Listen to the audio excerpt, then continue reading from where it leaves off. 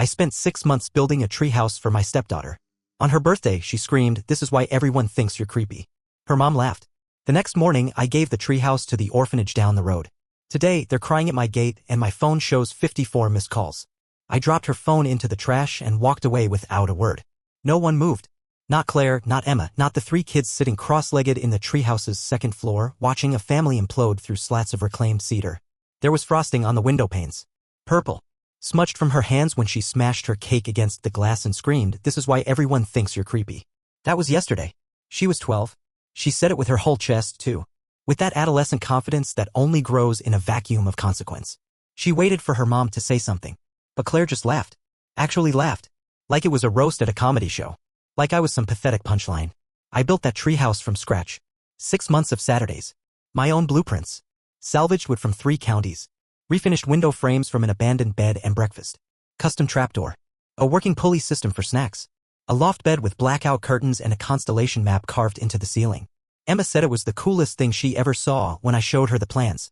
She used to sit on the grass with Capri Sun pouches and hand me screws. She picked out the paint color, Twilight Violet. I had never built anything before. Not even IKEA stuff without swearing. But I wanted her to have something permanent. Something untouched by divorce, lawyers, weekend custody. A fortress. A world that said, "You're safe here." Yesterday she threw that world in my face. Her friends had shown up. Claire let them in early. They ran straight past me, all makeup and TikTok slang, laughing at everything and nothing. I offered them sodas. They ignored me like a mall security guard with bad breath. Fine. That's just kids being kids. Until I asked one of them, Rachel, I think, not to slam the treehouse door. The hinges were handmade. Took me 3 tries to align them. That's when Emma shouted it.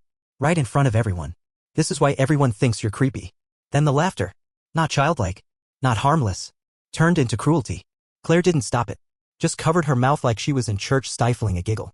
Her eyes said it all. "You made this weird. You made this worse." I left. Went inside. Sat in the garage next to the piles of leftover wood. Ran my fingers over a bundle of roofing shingles I'd driven 80 miles to get because they were aesthetic. Stared at my hands, covered in little scars. Then at the birthday card I hadn't given her yet. Handmade, of course. Little pop-up stars. To my favorite future astronaut. I didn't eat dinner. Claire didn't ask. She came in late. Smelled like champagne. Said I needed to not take things so personally. Said Emma was just growing up. I didn't sleep. At 6:42 a.m. I went out back, took down the birthday banner, swept the cupcake shrapnel off the deck, and called the orphanage down the road. They just opened last year. A repurposed Catholic girls' school. 12 kids. 3 staff. Shoes lined up by the front door like a lineup of forgotten futures. I'd met the director once at a hardware store. She complimented my cart of lumber and said, "Looks like someone's building dreams." She cried when I offered them the treehouse. I spent the whole day dismantling it, section by section. Wrapped every panel in moving blankets, labeled each screw bag. Left the trapdoor for last. My hands were shaking by then. Claire didn't even wake up. Emma saw me from her window. Just stood there. Watching. Didn't come out. Didn't say anything. The orphanage kids showed up by 3 p.m. clapping when they saw the pieces. One of them, Carlos, hugged me. Didn't know my name. Didn't care. Just wrapped his arms around my waist and said, "I always wanted one like this." That was when I broke. I had to sit on the grass. I'm not a crier. I'm a fix-it-with-silence type. But there it was. They helped me load it up. Drove off in a convoy of borrowed trucks and minivans. The sun was setting behind them. I stood there, holding the star map ceiling piece in my hands. Didn't want to give it up. But I did. That night, Claire finally noticed. She asked where the treehouse went. I told her. She didn't speak. Just blinked. "Why would you give it away? You both said it made me look creepy." "That's not what I meant." Emma was just. She meant it. And then I went back inside. Slept on the couch. Today? I woke up to 54 missed calls. Claire. Her sister. Emma. A bunch of numbers I didn't know. The orphanage had posted photos. A video. The treehouse lit up with solar lanterns. Carlos showing the pulley system to a younger girl like it was Hogwarts. The comments exploded. And now? They're all crying at my gate. Literally crying. Even Emma. Even Claire. They're standing there, mascara streaked, waiting. As if there's anything left to say. But they don't know what I found in Emma's backpack last night. Or what she wrote about me. Update 1. I wasn't planning to go through her backpack. I know how that sounds. But I wasn't looking for ammo. I was looking for a charger. Claire's always losing them and Emma keeps hers in this little front pouch with stickers on it. I was on the floor trying to get the outlet to grip loose as hell and I pulled her bag over. That's when I saw the journal. Black faux leather, silver zipper. The same one I bought her at the art store. She'd wanted something grown up to write in. I remember her holding it up and saying, "This is where my secrets go." I didn't plan to open it. But the zipper was already halfway undone. And curiosity isn't always a choice. Sometimes it's gravity. The first page had a title. Reasons my stepfreak is probably a predator. Yeah. All caps. Underlined. Like it was a BuzzFeed listicle. Numbered and bulleted. He built a treehouse even though no one asked him to. He says weird stuff like space is cool and you're the future. He never makes jokes like normal people. He stares too long when you're talking. He doesn't have real friends. He made a star map for the ceiling. Why? He bought me a hoodie and then asked if it was soft enough. He's always home. Like, doesn't he work? There were more. 23 in total. Some were half true. Most were warped. None were innocent. And then, at the bottom, I bet he was waiting to trap us in the treehouse. Like, for real? Rachel said her uncle gives her the same vibe. I think maybe he's just waiting for the right moment. I sat on the floor for maybe 10 minutes. No noise. No movement. Just reading that last part over and over. I didn't feel angry at first. Just cold. Like the idea of who I was, at least to her, was suddenly a mask I'd never seen before. And now she was crying at my gate. Claire too. Standing there while I held a list that basically accused me of being the next suburban headline. I didn't open the door. Instead, I walked out the back, circled around the side of the house, and approached from the street. Watched them through the hedges. Emma was pacing, rubbing her arms, eyes swollen. Claire looked like she'd aged a decade since yesterday. She kept saying, just give us a minute. Please. Just a minute. They looked up when they heard me crunching gravel. Emma whispered he came. Claire moved like she was about to grab my arm. I stepped back. Don't. She stopped mid-step. Swallowed whatever she was about to say. Emma tried first. I didn't mean what I said. I held up the journal. Watched her face drain like a tub losing water. You mean this part? I asked. Or the part where you said I probably want to trap children? Claire looked between us. What is that?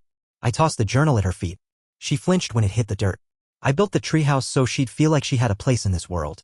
I carved stars into it so she'd look up instead of around. I spent half a year and every weekend trying to build something that said, you matter. Emma whispered something. I couldn't hear it. Claire picked up the journal. Skimmed a page. Then another. And then said, she's 12. That was it. She's 12. Like that justifies nuclear accusations in ink. I looked at Emma. Do you think I'm a predator? She shook her head. No. I just. Rachel said she made jokes and I didn't know how to stop them. She made jokes about me hurting you. Emma nodded. Looked at her shoes. She said if I didn't say stuff too, people would think I liked you. That I was weird? Liked me how? Her voice was a thread. Like I had a crush. I couldn't speak. Claire finally stepped in. She didn't mean it. She was scared of being left out. I turned on her so fast it surprised even me. Scared? You laughed. I thought. You laughed, Claire. You laughed at your daughter calling the man who raised her creepy. You stood there and let it land. Claire's eyes were glassy now. I didn't know what to say. I panicked. Emma broke then. Not in some dramatic TV way. Quietly. She just crouched down, hands in her hair, whispering, I ruined everything. For a second I felt it. The pull. The instinct to forgive. To scoop her up and say, it's okay. You're just a kid. But then I remembered the list. The part about trapping girls. And I couldn't unfeel that. I gave the treehouse away, I said. The kids who live at St. Aurelia's who've never had a birthday cake, who cry when someone reads to them, they live there now. Not you. Claire looked up. Can we fix this? No, I said. You can explain it. You can atone. But you don't fix something like this. I walked back to the house. Locked the door behind me. There's more. A lot more. Claire left a voicemail this evening that changes everything. I think she's finally scared. Not of losing me. Of what I might do next. Update 2. The voicemail was 47 seconds long. Claire's voice was calm. Too calm. That fake calm she used when Emma was younger and she'd scraped her face falling off the monkey bars. And Claire didn't want to freak her out. You know the tone. Sweet. Even. Edges sharp like sugar glass. Hey. Just wanted to talk. Emma's not doing well. She didn't sleep last night. She's saying things I don't understand. And honestly, I think she's making it worse in her own head. I read the whole journal. There's stuff you didn't mention. Please call me back. Or better, just come over. We're not okay. I need you to see that. I didn't call her back. Instead, I went back to the journal. All the way through this time. Not just the hit list in the front. Every page. Every spiral of ink that traced how a 12-year-old girl twisted the idea of love into something grotesque. The back pages were different. Personal. It started somewhere around entry 89. Today he brought me lemonade while I was painting the inside. He didn't say anything. Just left it by the window and smiled. I didn't know grown men could be nice without wanting something. Another. I told Rachel he isn't like what her uncle was. She laughed and said I'd learn the hard way. And then this one. I think I ruined him. I wanted my friends to think I was cool. Rachel said all guys were creeps and I said mine too just to belong. She said I should prove it. So I did. I made a list. Then it became true, didn't it? I stopped reading. Not because it wasn't worse, but because I realized I wasn't the one who should be reading it anymore. I scanned it all. Every page.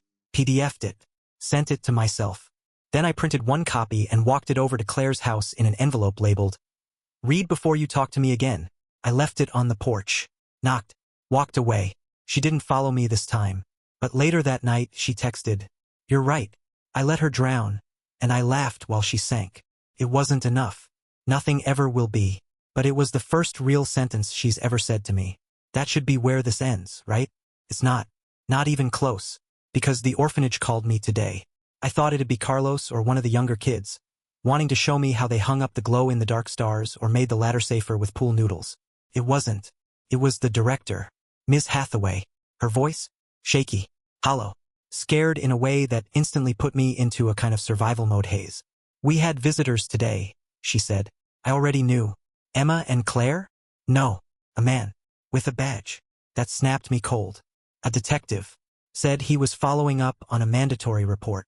Mandatory report. 3 syllables that hollowed out my spine. About what?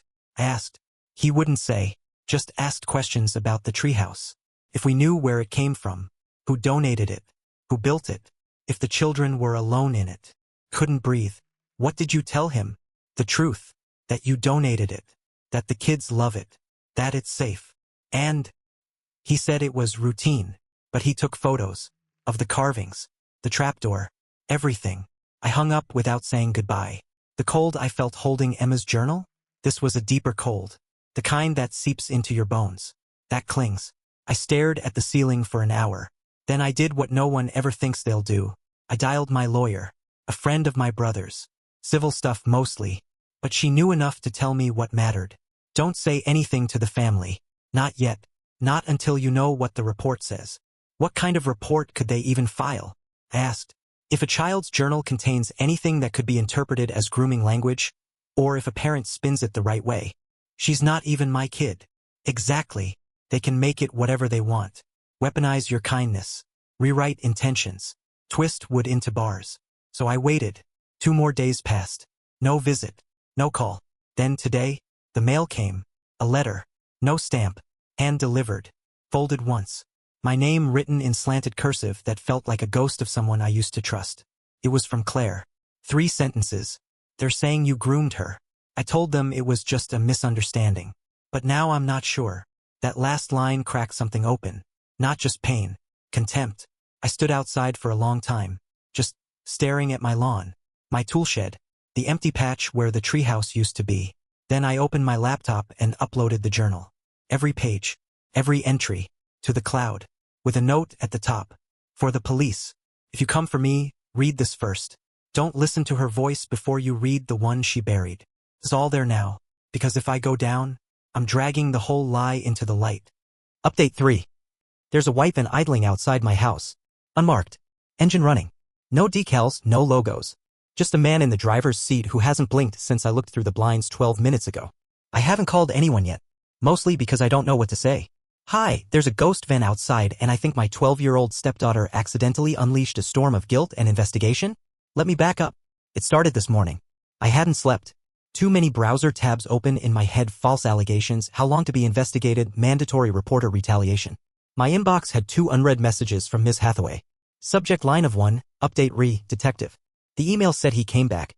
Brought someone else this time. A woman. Took more photos. Asked different questions. More specific. Did the children spend time alone in the treehouse? Were there any writings or decorations that seemed personalized? Was the donor ever alone with the children? Ms. Hathaway told the truth. But truth is a brittle thing in a world that loves narrative more than nuance. She ended the email with, I believe in you. But I think you need to speak to someone with real protection now. This is no longer local. I didn't have time to process that before my phone lit up. Emma. Calling. Not texting. Calling. I let it ring out. She tried again. And again. On the 4th call, I answered. Her voice was soaked in tears. Not performative. The kind you can taste through the phone line. Tears and panic in her voice. They're taking me somewhere. What? They came to school. Said they needed to talk to me. Said I was in danger. They read part of my journal. I closed my eyes. What did you tell them? I told them you were good. That it was fake. That I made it up because I was scared of liking someone and being weird. And then the kicker. They said it sounded coached. That broke me. Because of course it did. You teach a kid to lie and when they finally speak the truth it sounds rehearsed. Because it is. Because you made them rehearse lies for so long that their own voice starts sounding foreign. Where are you now? I asked. In the van. What van? She sniffled. White one. No markings. The windows are blacked out. My blood went ice. I ran to the window. There it was. I told her not to hang up. Told her to put the phone in her pocket and let them forget she had it. She slipped it in. I could hear muffled voices. Adult ones. Calm. Professional. Hollow. A woman said, we're just going to have a conversation, okay? No one's in trouble. That's when I made the worst decision I've made in years. I walked out to the van. Knocked on the window. The driver rolled it down exactly 3 inches. Just enough to see his eyes and hear my own heart hammering against my ribs. She's on the phone with me, I said. He looked at something, clipboard maybe, tablet, then back at me. Sir, please return to your property. I'm her legal guardian. You're not listed. I'm her mother's husband. That's not legal guardianship. I built that treehouse. He blinked. Sir, please return to your home. Behind him, the door slid open. Emma sat inside. Shoulders hunched. Backpack clutched. Tears on her cheeks like war paint. I didn't say anything. Neither did she. But in that one look, I saw it. She finally saw me. Not the version her friends painted. Not the cartoon predator her fear shaped. Not the weird man with too many tools and too few jokes. Me. The man who built her a world and didn't flinch when she burned it down. The woman beside her, tall, tight-bun, clipboard, asked my name. I gave it. She asked if I'd be willing to answer questions at the station voluntarily. I said I'd answer anything with my lawyer. She nodded. Said that was fine. Professional. Painless. Then she turned to Emma and said, you can go. Just like that. Door slid shut. Engine idled. They left. Didn't even turn around. Emma stood in my driveway for a full 30 seconds before walking inside without a word. She's upstairs now. I can hear her crying. Claire hasn't called. Not since the journal letter. I don't know what happens next. Maybe nothing. Maybe everything. But there's one more thing I haven't told anyone yet. When I gave the treehouse to the orphanage, I left something inside. Hidden under a floorboard. Something no one knows about but me. Something that might just be the key to ending this whole thing for good. And if it surfaces, they'll all learn the truth. Even if it burns the whole forest down with it. Update 4. The floorboard was the first thing I ever installed. 3rd week of building. The subframe wasn't even finished. I'd found this old, warped pine plank at a salvage yard in Newton Falls engraved with tiny initials like lovers had tried to immortalize themselves, then changed their minds. I remember thinking, this piece has already seen secrets. So I sanded it, cut it down, installed it under the trapdoor, screwed it tight, and then I hollowed out a space underneath. Back then, it wasn't for any grand reason. Just a romantic kind of impulse. Like, what if someone finds this one day? Like carving your name into wet concrete because maybe the future needs to know you mattered. But that day, the day I gave the treehouse away, I opened it one last time and placed something inside. 2 things, actually. A USB drive. And a letter. The letter was short. Just 5 sentences. If you're reading this, something has gone very wrong. I built this for a girl who stopped believing in safe places. This drive contains the truth. Please let it speak before anyone else does. And if I'm gone, make sure she knows I never, not once, thought she was a mistake. The USB drive? Every journal page. Scanned. Timestamped. Indexed. But not just that. Voice memos. From Emma. From before everything turned. From when she used to sit under the trapdoor and record herself narrating imaginary missions. Captain Emma on route to Mars or Treehouse log. Day 6, no adults allowed unless they bring snacks. Her voice was bright. Alive. Unpoisoned. And tucked between those files? A recording of Claire. From last year. We were drinking wine on the deck after Emma went to bed. Claire had one too many. I just finished installing the rope bridge. She laughed and said, you're making the rest of us look like crap. She's gonna remember this more than anything I ever did. Then, after a pause, you're more of a parent to her than her dad ever was. She didn't know I was recording. It wasn't malicious, I was capturing memories. Just something I did when the house felt like it could be home. I forgot I had it until the night I uploaded everything to the cloud. It all went on the drive. Last week, I sent an anonymous envelope to the detective. No return address. Just a typed note that said, this is what they won't tell you. From the builder. From the girl. From the truth. 3 days later, they cleared me.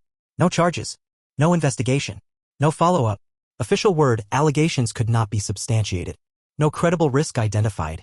All parties advised to maintain appropriate boundaries and seek restorative guidance. In English? They knew. They knew it was a house of cards. But what they couldn't say, what no one could say, was the part that'll haunt Emma forever. She almost destroyed someone who only ever wanted her to feel safe. And that's not the kind of guilt you outgrow. Claire showed up again. Knocked this time. Didn't cry. Didn't shout. Just asked to talk. We sat in the driveway. No eye contact. Wind tugging at the gutters like it was trying to interrupt. She said, I read the letter. I nodded. I don't know what happens now. I nodded again. I lost you. Still, I said nothing. Then, quietly. Do you want to see her? I finally looked at her. She was holding out a drawing. Emma's pencil sketch. Me on the ladder, holding the blueprint. My treehouse builder written in the corner. A cracked sob rose in my throat but never left. I'm not sure she deserves to have you, Claire said. But I think she needs to. I said only one thing. Need isn't the same as earned. Claire left after that. Emma came the next day. No van. No crying. She brought a box of screws. Left it on the porch. Inside, she'd written, you forgot these. For next time. If there's ever a next time. I haven't replied. I don't know if I ever will. But I put the box in the shed. Not because I'm rebuilding anything. But because maybe someday. I might. Not for her. Not for Claire. But for someone who still believes in constellations carved into ceilings. Someone who knows that some treehouses aren't made of wood. They're made of moments. Of silence. Of sacrifices no one ever thanks you for. And now? There's no more crying at the gate. No more missed calls. No more white vans. Just a quiet house. And a patch of grass where something beautiful used to stand. Something that wasn't destroyed. Just given away. To kids who understood what it was. Before it was too late. Final note. If you're a parent or a step-parent or anyone who's ever tried to love a child that wasn't yours by blood, this story isn't a warning. It's a prayer. That the things you build survive the people who don't understand them. And that your silence never has to become your defense. Goodbye.